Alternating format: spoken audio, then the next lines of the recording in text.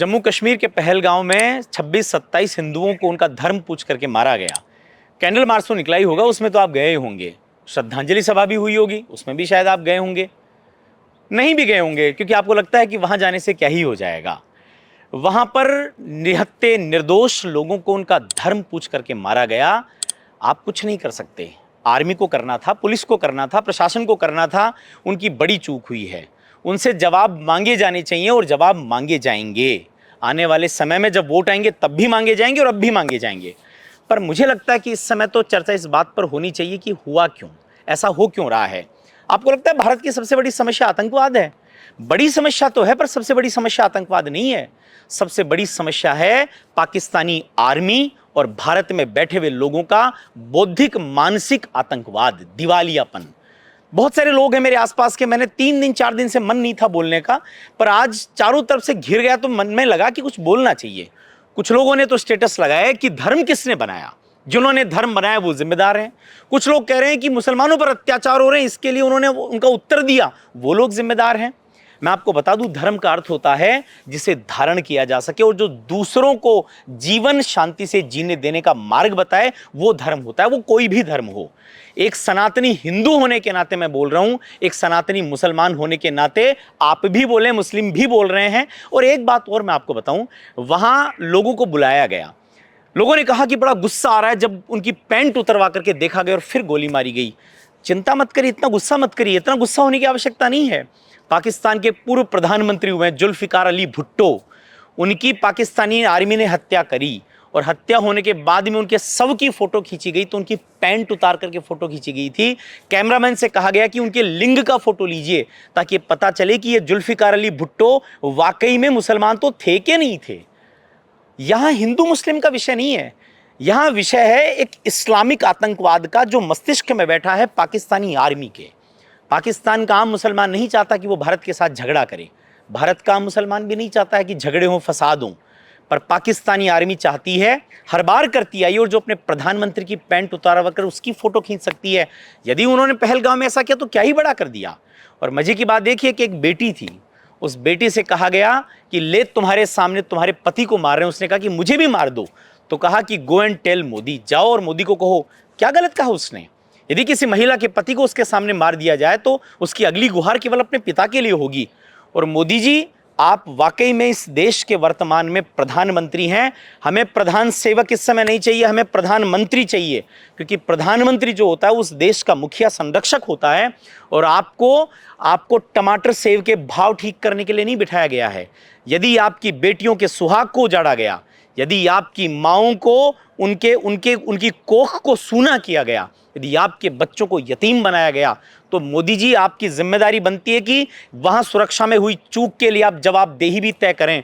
और जो धर्मांध भेड़िए हैं उन भेड़ियों के फन भी कुचलें। कहा गया है, मैं बहुत गुस्से में था, मेरे से 2 ही पंक्तियां लिखी जा सकी कि धर्मांध भेड़िए आगे चलकर नरभक्षी बन जाते हैं, ऐसे जहरीले सांपों के केवल फन ही कुचले जाते हैं।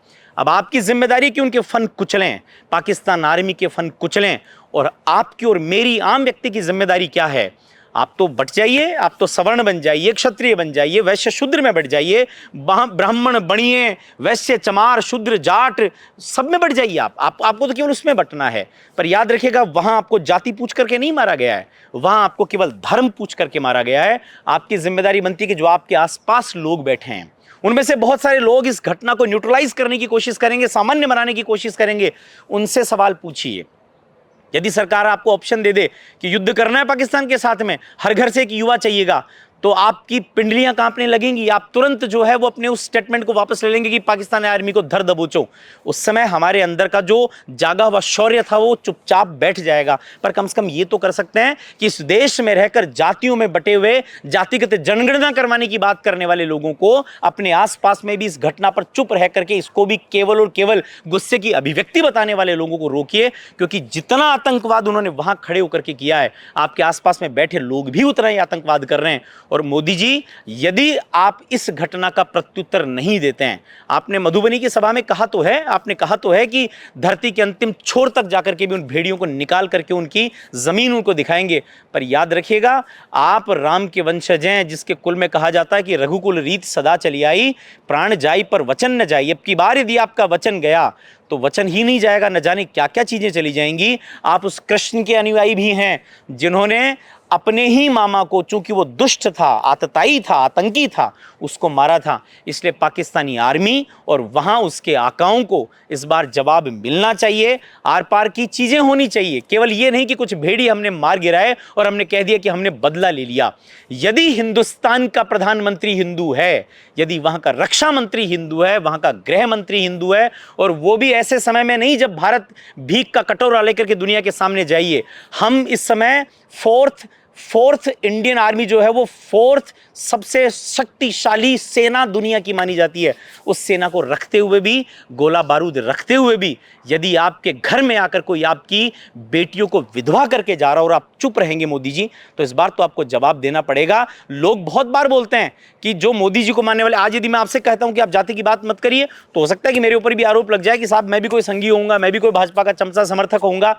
लेकिन हाँ, मैं हूं, क्योंकि इस हिंदुस्तान में यदि हिंदू पूछ करके मारा जाता है, और वो भी ऋषि कश्यप की कश्मीर में, उस कश्मीर में केसर की सुगंधी में जब बारूद की गंध घोलने वाले लोग हैं, और उस समय भी उस घटना को हम केवल अपनी राजनीतिक नजरिए से यदि देखेंगे, तो ये सबसे बड़ा दुर्भाग्य ही नहीं, ये अपराध होगा। अपने आसपास में ऐसा अपराध कर रहे लोगों को भी चिन्हित करिए, उनको जवाब दीजिए, यह आपकी भूमिका है। और शासन और सत्ता के शीर्ष पर बैठे मोदी जी और अमित शाह, आपकी भूमिका यह है कि जिन बहनों का सुहाग उजाड़ा गया है, जिनको कहा गया कि गो एंड टेल मोदी, अब उनको आपको जवाब देना चाहिए। यदि ये जवाब आपने नहीं दिया तो फिर देश आपको जवाब देगा। धन्यवाद।